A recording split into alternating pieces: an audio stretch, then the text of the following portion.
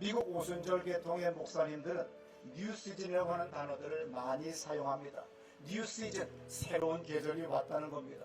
교인들은 새로운 시즌, 새로운 계절이 왔다고 하니까 좋은 줄 알고 무조건 아멘, 아멘 하지만 뉴 시즌이라고 하는 이 단어는 좋은 것을 뜻할 수도 있고 나쁜 것도 뜻할 수가 있어요. 2000년 전에 예수님은 그 시절에 새로운 계절을 여셨어요. 새로운 시대를 열었습니다.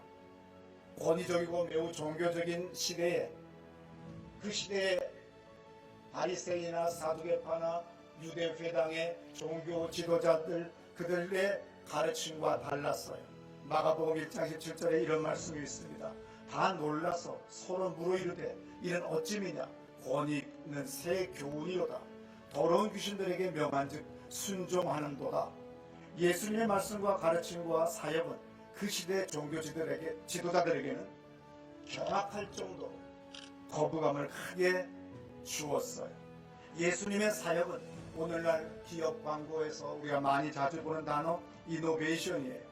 결코 이노베이션이라고 하는 것은 지난번보다 발전되는 건 아닙니다. 이전보다 확연히 다른 것이 될 때에 우리는 혁신적 이노베이션이라고 그렇게 얘기합니다. 예수님의 삶이, 예수님의 생애가, 예수님의 사역이 혁신적이었어요. 마가복음 1장부터 행동은 달랐다는 것을 우리에게 보여줍니다. 그 당시 예수님의 다부시했던 부류의 사람들을 접촉합니다. 나병 환자, 세리, 각종 질병 든 사람, 귀신 들린 사람, 어떠한 사람도 예수님은 타부시하지 아니하고 접근하셔서 그들을 직접 만지셨어요. 그 시대 종교자들로부터 배척을 받았습니다. 그리고 이윽고 예수님은 십자가에 못 박혀 죽으셨어요. 누가복음 4장 29절에서 이런 말씀이 있어요. 동네 밖으로 쫓아내었고 산 낭떠러지까지 끌고 가서 밀쳐 떨어뜨리려고 했다는 그 말이 있습니다. 예수님은 그만큼 배척을 받았고 수많은 대적이 있었습니다. 예수님이 우리에게 말씀하셨어요. 오늘 본문이죠. 마태복음 28장 19절부터 20절의 말씀입니다. 너희들은 땅끝까지 이르러 모든 민족을 전도해라. 세례를 주어라. 제자를 만들라고 했습니다. 그리스도인은 제자가 되어야 됩니다. 땅끝까지 이르러 복음을 전해야 돼요. 세례를 주고 제자를 만들어야 됩니다. 그런데 제자가 되면 어떤 일이 벌어져요? 로마 황제의 폭정을 받게 됩니다. 지하교회가 됩니다. 공동묘지교회가 됩니다. 계속 성령의 인도를 받아 감동을 받아 복음을 전할 때마다 제자들은 계속 이노베이트, 명사로 이노베이션 해야 돼요. 그렇지 않으면 그 시대에 복음을 전할 수가 없고 망할 수밖에 없는 일이 벌어지는 거죠. 그래서 끊임없이 이들에게는 새 계절이 왔는데 제자들이 첫 번째 계절은 당연히 예수를 만났어요. 그러나 두 번째 그들의 새로운 뉴 시즌은 어떤 시즌입니까? 예수님이 못 박혀 죽임을 당하시는 거예요. 모두가 혼비백산 됐습니다. 도망갑니다.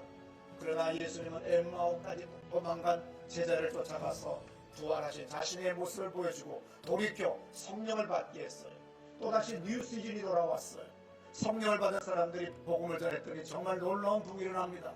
그러나 다시금 종교 지도자들, 그 시대의 지도자들에게, 그리고 그 시대의 정치인들에게 핍박을 받기 시작을 했어요. 그러나 제자들은 또다시 그 뉴 시즌을 맞이해서 자기를 이노베이트 하는 거예요. 이노베이션 하는 거예요. 이것이 진정한 제자들의 모습입니다. 2000년이 지난 지금 우리는 구원을 받고 이 자리에 있지만 또다시 상상할 수 없는 코로나 바이러스, 중국으로부터 출발한 우한 바이러스가 이름까지 계속 바뀌어 나가면서 여기 오늘 우리는 이 운동장에서, 주차장에서 수많은 사람들이 예배를 드리는 이런 모습으로 오게 됩니다. 교회를 통해서 하나님은 섭리를 이루십니다. 교회의 가장 귀한 가치는 모여서 하나님을 먼저 예배합니다. 그리고 이 사회와 국가를 위하여, 인류를 위하여 기도하고 또한 나가서 저들과 함께 어려운 것들을 분담, 고통을 같이 나누고 위해주고 도와주는 것이 교회의 가장 중요한 가치예요. 첫 번째 가치인 이것이 사라진다고 한다면 교회 자체의 본질이 사라지는 것이고 아무 소용이 없는 겁니다. 그래서 우리는 예배당에 모였어요. 교회의 모임이 사라지면 근본이 사라지는 겁니다. 하나님은 예수 그리스도의 죽음을 통해서 인류를 구원하셨어요. 구원받은 성도들로 성령을 받게 했습니다. 그래서 성령을 받은 사람만이 자기를 이노베이션 할 수 있어요. 성령을 받은 사람만이 뉴 시즌, 새로운 계절이 왔다는 것을 알 수가 있는 걸 믿으시기 바랍니다. 앞으로 더 큰 전염병이 더 많이 와서 인류의 종말은 핵전쟁이 아니라 바이러스 아니면 박테리아로 말미암아 올 수 있다고 하는 것이 많은 과학자들의 이야기입니다.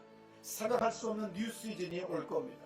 우리 교회 교인들은 항상 뉴 시즌을 맞이해서 예수 그리스도의 복음을 땅까지 전할 수 있도록 날마다 자기를 변화시키고 혁신시키는 제자들이 되기를 축원합니다. 교인의 자리에서 제자의 자리로 여러분들은 들어가셔야 됩니다. 이 세상 타락한 세상에서 뉴 시즌으로 들어가야 됩니다. 뉴 시즌은 항상 좋은 것이 아닙니다. 겨울이 올 수도 있어요.